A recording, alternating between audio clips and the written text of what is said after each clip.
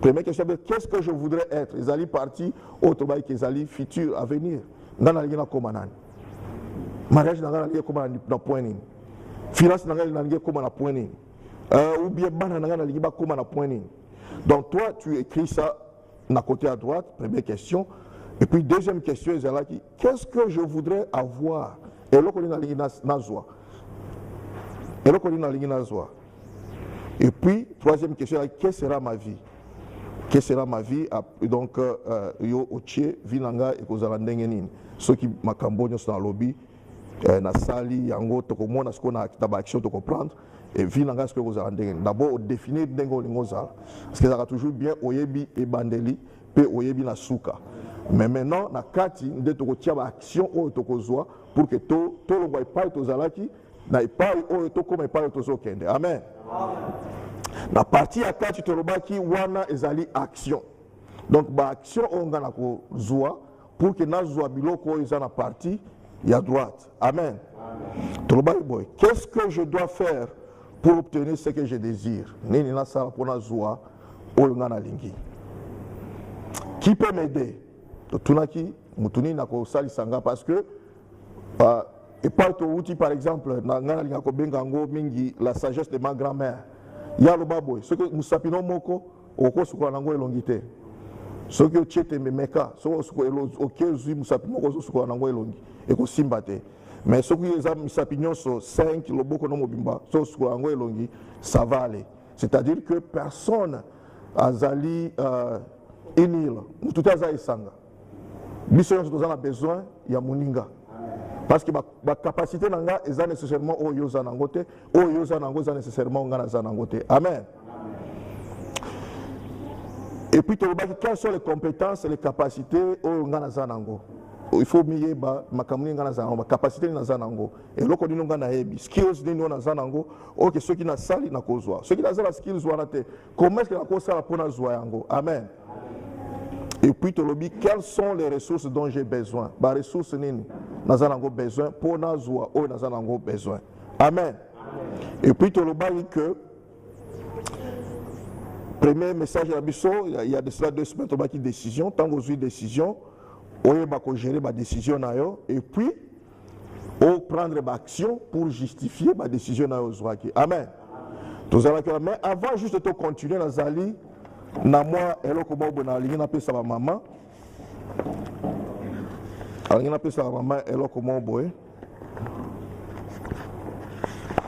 ok papa Michel edenga pesa bango kaka pesa ba mama pesa bango pesa kanga ngoka bo pesa bango ba kofungola bongo ba koyebisanga pona lingi na kota na place moko oh nous les chrétiens souvent to ça erreur. Même quand on a une erreur, on a yoka, maman mingi pe ba sala erreur wana, papa mingi pe ba sala erreur, biso nyonso to sala ba erreur wana. Te ba papa te za ba maman, na pesi ba maman po ba ezali boire quelque chose dans l'ina et ça va parce que to ba papa te. Ezandenge mi balé donc pesa kaka. Pesa kaka ba maman ezandenge mi balé pesa ba ngoka. OK. Bon, ce que maman bo fungola biloko bozana ba papier ba pesi bino.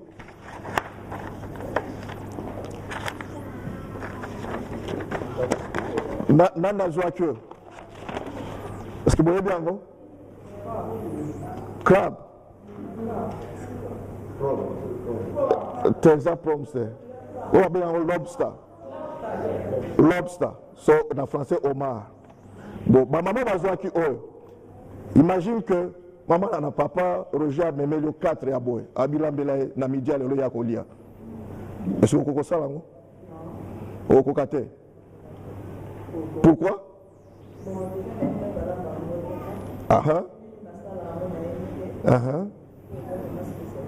Donc au moins que spécialité non. Bon, au moins que ça a un problème. Vous avez un problème pour dans le salon. Maman mi non mon. Vous avez un problème au salon au lambango. Donc ceux qui pasteur Dieu na bi maman ngai le loka ko. Donc comme qu'est-ce que c'est? On dit oh papa da banza. Asiazu maman mon ko boye comme lambele biloko yo. Donc OK.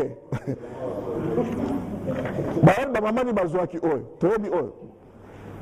OK. So il a le maman au moins papa yeli oyo ataka carton mobimba. so biso na lingina olambelanga quelques mibalo misatu problème ezate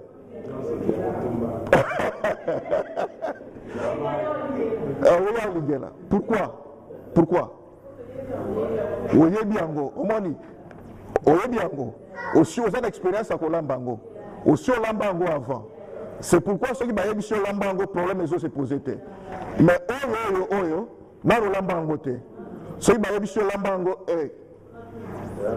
ekomi problème donc moyen osala yango eza te ekomi nakosala ndenge nini donc okomi kotuna peut-être soki oza na camarade moko quelque part ayebi peut-être okobenga banini ekomi problème eloko nini nalingi naloba awa eza ndenge moko na bahabitude na biso amen oyo eza makambo oyo osalaka yango chaque fois parce que osalaka yango chaque fois ozala na problème te so bayebi si osala yango c'est facile okembala moko papa 2-3 secondes après papa yango mais soki papa aye na oyo eza eloko ya sika oyebi te ndenge kolamba yango okoma mituna baquestion nasala nini nakalinga yango natokisa yango nasala nini oyebi te nayebi nanga te c'est effectivement eloko tozoprêche lelo oyo tant tolukaka tochange bahabitude na biso ezalaka mpasi mpo tobanda bahabitude ya sika amen ntango olingi obanda habitude ya sika eza ndenge moko likambo na otolakisa bino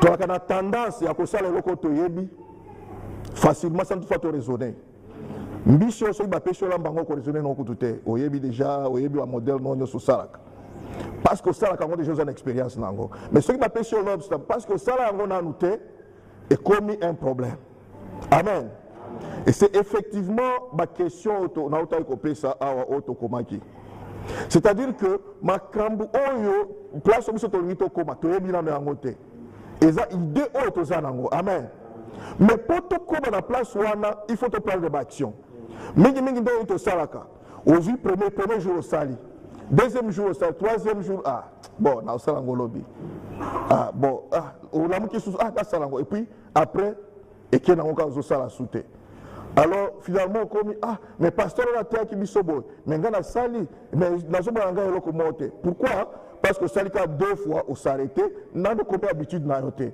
nano komi na niveau ya kolamba tilapia te oza nanu na nzela ozoluka koma olamba oyo tellement parce que eza compliqué mingi olembi no botiango pembeni na kosombaka yango to na kokipe yango lisusu te c'est ça effectivement eloko mingi tomonaka dans l'église de Dieu quand on nous prêche tokendeke tosali action tozwi action une fois 2 fois tosundoli yango et puis tozongi pasteur esimbi nango te nalimi kaka obondela ngai prophète prophétiser prophétisaki mais namoni eloko te c'est ça effectivement amen. Est-ce que tu saisis quelque chose? Donc le problème maintenant ezali ndenge nini na processus ya changement tozalaka toujours na idée ou bien ba pensée na biso ba pensée yango na tolalisi yango na ba papier na biso tokomi ba idée place tolingi tokoma toyebi yango mais deuxièmement il y a kasiko ba action sika place oyo tozali lelo action tokomi kozwa ba action tokozwa ba action wana ti wapi ti action wana ekoma habitude amen. Pour la première fois cause difficile, deuxième fois cause difficile, troisième fois le ça va quand même. Quatrième fois, ce qu'on persiste, on continue dans nos salles chaque jour, tu vas arriver que comme habitude. Tant que comme habitude aux autres sous na effort, comme net mutu, alinga lamba oyo parce que oyebi yango déjà aussi osala ngo au monde yango comme facile. Donc tant que comme habitude na yo, sikoyo et comme part ya vie na yo. Amen. Parce qu'à force à cause chaque jour au comme à niveau moko ozo qui peut tout sous et comme nature na yo et comme inde ezaleli na yo amen et comme partie à caractère na yo et comme eloko moko yo o tiango déjà comme part ya vie na yo automatiquement vie na yo peut au monde peut comme ko avancer amen de fait quand on sala kango parce que tozo mona résultat te sikoyo to kanisi que il y a rien qui se passe non.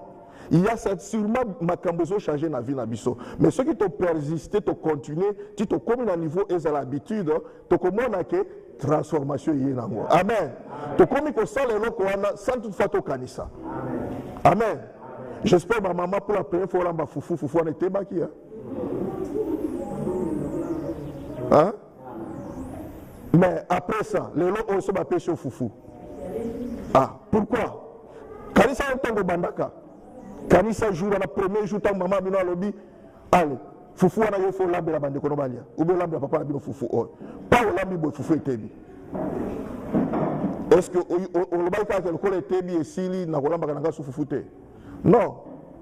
Pourquoi? Parce que maman peut atteler les autres pe maman, donc on continue kakati les lots comme spécialiste. Parce qu'on persiste qui on l'obité ngai fona yeba kolamba fufu, ngai fona yeba kolamba pundu, ngai fona yeba kolamba soso. Ti on persiste, au sali erreur, au corriger, au sali erreur, au corriger ti on comme spécialiste. Amen. Les lots on se ba sur lamba fufu au sekinoga. Donc tu viens de mutozo tuna. Bon dire fufu au bielos. Parce que vous assure na loko yebi. Vous assure nango. C'est la même chose de loko tozo sal. Pour tout le monde a changement, même ma prière au toloba que to sambela. Ceux qui sont tous à côté de sambel, oh Dieu, blablabla 2-3 minutes, ok. Ils sont consistants. Il faut plus se toquer ça. On est semaine où tu connais ça. Tu vas prendre 2 heures devant le Seigneur. 2 heures.